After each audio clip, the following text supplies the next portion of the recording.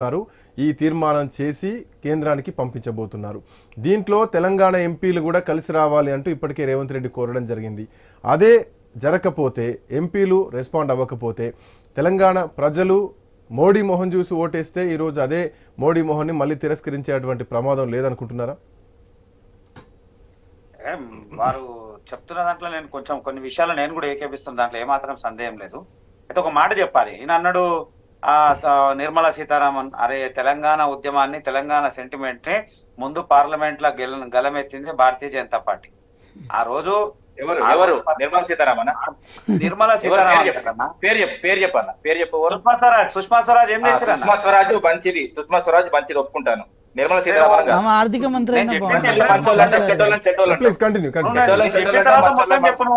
నువ్వు మాట్లాడడం నేను విన్నా కదా.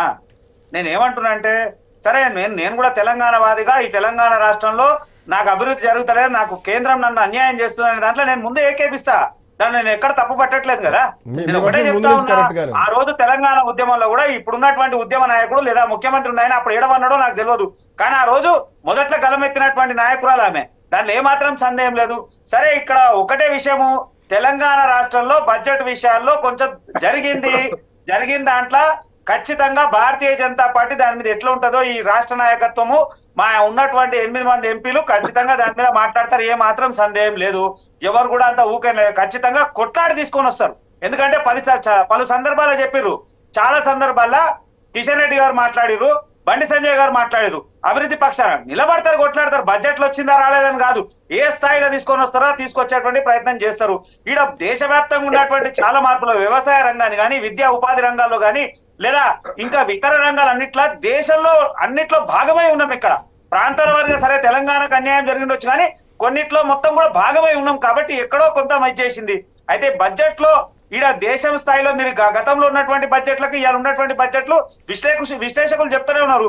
ఈ బడ్జెట్ అంతా కూడా విద్య పట్ల ఉపాధి పట్ల కొంత మార్పును తీసుకొని వస్తుంది. ఆర్థికంగా వనరులకు కొంచెం ఇచ్చేసేటువంటి పని అవుతుంది అని చెప్పి, అలాగే వ్యవసాయ రంగానికి కూడా ప్రాధాన్యత ఉంటుందని అంశం మనం అందరం కూడా మాట్లాడుతున్నాం. సరే, తెలంగాణకు అన్యాయం జరిగింది, దాన్ని నేను కూడా ఖండిస్తా ఉన్నా. నేను ఎక్కడ కూడా జై కొడతలేను.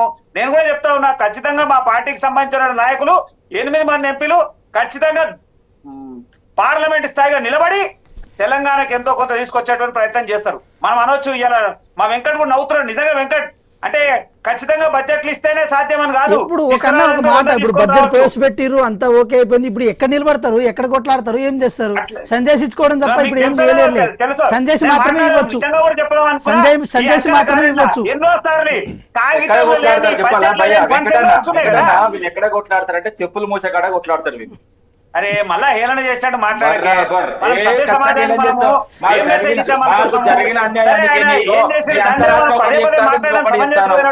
అంతరాత్మ కూడా చెప్తాను, ఓటు చెప్తాను. అంతరాత్మ చెప్పినట్టు మాట్లాడు. తెలంగాణ బిడ్డగా తెలంగాణ జరిగిన అన్యాయం గురించి మాట్లాడన్నా.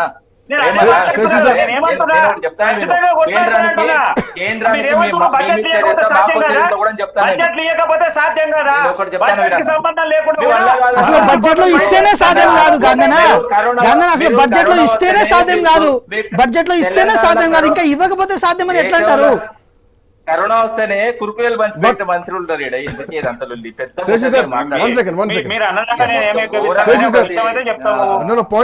భారత్ లో ఖచ్చితంగా తెలంగాణ సింహభాగం కాబోతుంది. ఒక చిన్న బ్రేక్ తీసుకుందాం. బ్రేక్ తర్వాత డిబేట్ విల్ బి కంటిన్యూడ్.